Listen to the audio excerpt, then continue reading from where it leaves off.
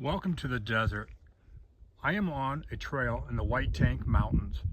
A perfect December day.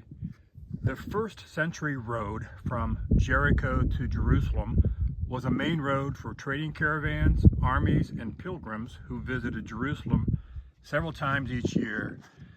The road was known as the Way of Blood because of the blood which was often shed there by robbers. The trip would have been a distance of about 17 to 18 miles. If one was traveling from Jerusalem to Jericho, he or she would descend more than a half a mile in elevation through desert country. This was a road notorious for its dangers.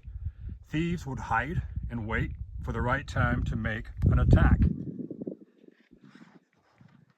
Jesus told the story about a traveler who was going down this road to Jericho. Robbers beat him, stripped him, and left him half dead. A priest happened to be going down the same road. He saw the man and passed by on the other side.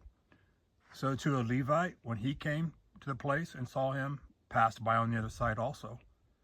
But a Samaritan, as he traveled, came where the man was, and when he saw him, he took pity on him. He went to him, bandaged his wounds, pouring on oil and wine. Then he put the man on his own donkey, took him to an inn, and took care of him. There's more to this story. You can read it in Luke chapter 10, verses 35, 36, and 37. So why did the two religious guys walk by a dying man? A person who was robbed and beaten on this road would have been in a very vulnerable place. Because of the desert surroundings, he or she had no hope for food or water. There would have been no shelter from the elements, and the victim is utterly unprotected and isolated. And what if the attack would have been late in the day? If the sun was about to set, would the victim survive the night? Absence of hope would have been a reality for this traveler. So this was a dangerous road, the Way of Blood. Travelers probably wanted to make the 17 to 18 mile trip as soon as they possibly could. Stopping for anything was out of the question. Would I, Camp Victor, have stopped to help someone in need on this road? Would you? The priest and Levite made decisions to get away as far as possible from this victim. They went to the other side of the road. Why? Were they afraid of being attacked by the same bandits? Were they thinking, why bother with this guy? After all, I have performed my religious duties for the day at the temple. I'm tired. It's time to get home. I'll pray for you, dude, but I got to get going. The big issue was this. Jewish law considered corpse to be unclean. This man was half dead and likely bleeding. If they touched him, they would become ritually unclean and no longer pure for the temple service. They made a cruel decision. They chose to disregard the life-giving needs for this man. Question: before we call these two religious men horrible religious hypocrites, what about you? What about you, follower of Jesus, or me? How many times have we gone to the other side of the road because it was just an easier choice? One that perhaps would spare us from trouble or spare us from, criticism.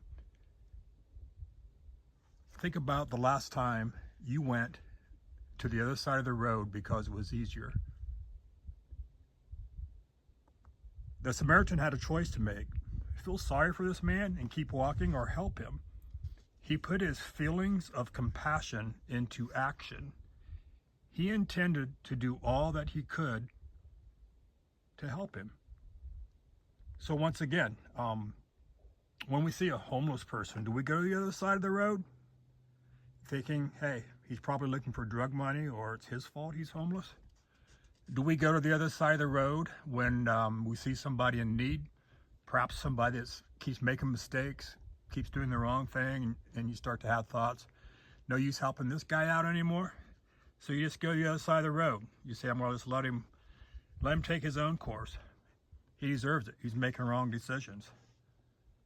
Are we putting our own hypocrisy or our own thinkings, hey, I'm just a little bit above this person? I think I'll just go to the other side of the road. I performed my religious duties for the day. I've had a pretty good day. I'm following Jesus pretty closely. Why would I want to spend time on somebody who I really don't think deserves it? Perhaps someone in your local community or marketplace may be that traveler who's beat down by life's journey.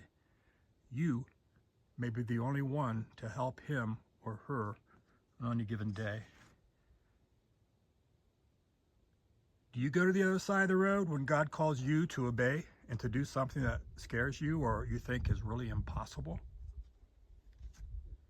Going to the other side of the road is an easy choice, perhaps a safe choice. But if it's a choice of selfishness, then it's the wrong choice. We're not called or able to save the whole world, but are you, follower of Jesus, doing all you can do in the power of the Holy Ghost? Ask God what he wants you to be about. Do not waste one opportunity or one day. I don't want to stand before the Lord and have him show me all of the times I went to the other side of the road, just like this priest, this Levite, when I could have offered an encouraging word to somebody or some help, or just an act of a disobedience when God called me something to do. He equipped me to do it. And I went to the other side of the road because it was just an easier choice. God bless you.